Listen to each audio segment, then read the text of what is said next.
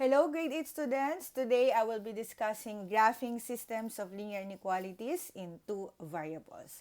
So please take note, the graph of the solution set of a systems of linear inequalities in two variables is the intersection of the solution regions of the linear inequalities in the system. If there is no intersection, then the system does not have any solution. So example, the first graph shows that there is an intersection of the regions. So this part will be the solution set for the given systems of linear inequalities.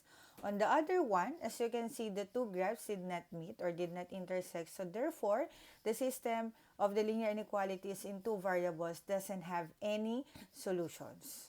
So now let us graph. So again, the steps in graphing linear inequalities is number 1, find the slope and y-intercept. Number 2, graph the line and as if it is a linear equation.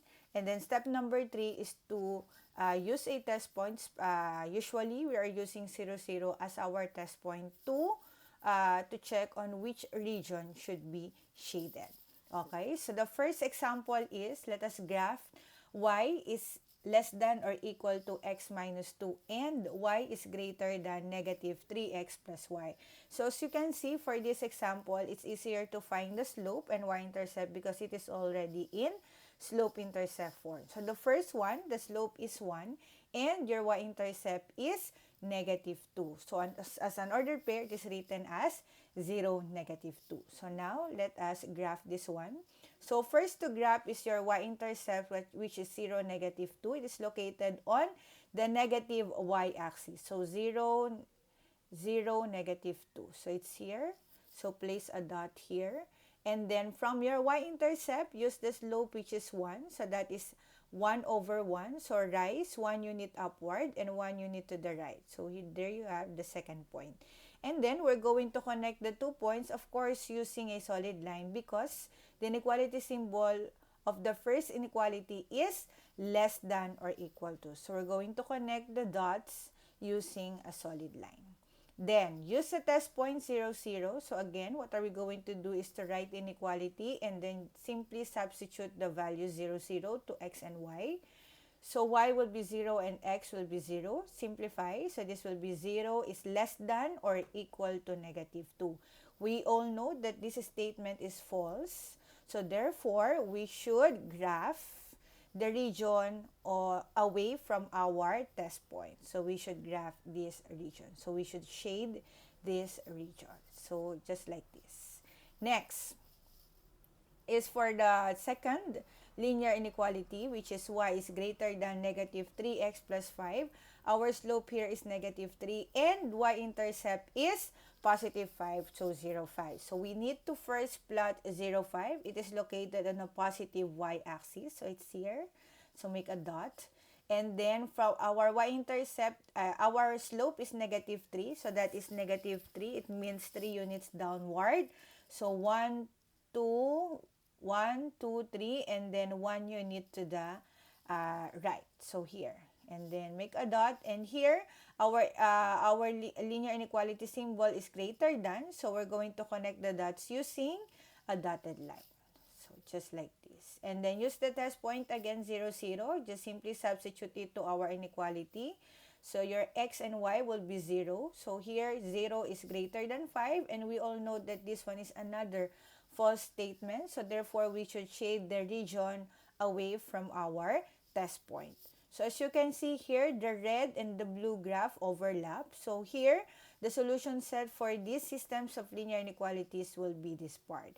So to check your answer, just get any point on this area and then simply substitute it to the inequality. If it both satisfies our inequalities, then that point is correct. So therefore, that region is really the solution set. Next example, let us now graph x plus y is greater than negative 2 and negative 3x plus y is less than or equal to 1. So again, we need to get first the slope. We have to change this one into slope-intercept form. So the slope is negative 1 and the y-intercept is negative 2. And then let us now graph we have to first plot 0, negative 2. It is on the negative y-axis, so it's here. And then your slope is negative 1, so it means negative 1 unit downward and 1 unit to the right. So 1 and then 1 there. So here, and then we're going to connect it using a dotted line because the symbol again is just greater than. And then use the test point 0, 0, substitute it to the given inequality, which is x plus y is greater than negative 2. So we have here 0 is greater than negative 2. And the answer is yes, 0 is really greater than negative 2. Again, and 0 is always be greater than all the negative integers. So yes, so therefore we should shade the region on where our test point lies. So here on this area, so we should shade it. Okay, and then the next inequality is negative 3x plus y is equal to 1. Okay, we have to get the slope, which is 3, and your y-intercept is 0, 1. So the test, we have to plot. So 0, 1 is on the positive y-axis. And 3, it means 3 units upward and 1 unit to the right. So 1, 2, 3, and 1 unit to the right. And then we're going to connect it using a solid line because the symbol is less than or equal to. And then use again the test point 0, 0. Substitute it to our inequality. So as we simplify this will be equal to 0 is less than or equal to 1. And the answer is again yes. So therefore, we should shade on where our test point lies. So we should shade this area. So again, the solution set for the systems of linear inequalities will be the intersection of the two regions, or the intersection of the two half planes. Next, last one or last example. Let us now graph 2x plus y is less than negative 2 and 2x plus y is greater than or equal to 6.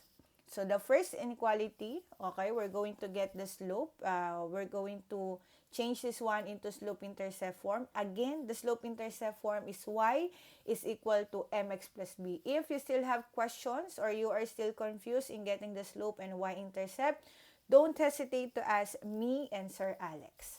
So the slope here is negative 2. So your y-intercept is 0, negative 2. And then we're going to plot it. 0, negative 2 is on the negative y-axis. So it's here. And then from your y-intercept, we're going to plot your slope, which is negative 2. So 2 units downward. So 1, 2, and then 1 unit to the right because your run is positive 1. And then connect the line, connect the dots using a dotted line because the symbol is just less than. So as you can see, our graph rises to the left because our slope is negative. So again, if your slope is positive, your graph should rise to the right. If your slope is negative, your graph should rise to the left. Okay, please take note of that one. Okay, and then use the test point 0, 0. Substitute it to our inequality. So as we simplify this, the answer will be 0 is less than negative 2. And we all know that this one is a false statement. So therefore, we should shade the area away from our test point 0, 0. So in short, we should shade this area there. Okay, so next, for the second inequality, as you can see, the slope is also negative 2. So again, we all know that if the slopes are equal, then we will have parallel lines as the graph. So let's see if we will have a parallel line here. So 0, 6 is on the positive y-axis. So it's here, it's negative 2. So 2 units downward, 1, 2, and 1 unit to the right. So as you can see, as we connect this one using a solid line, we'll have now parallel lines. And then we're going to use the test point 0, 0.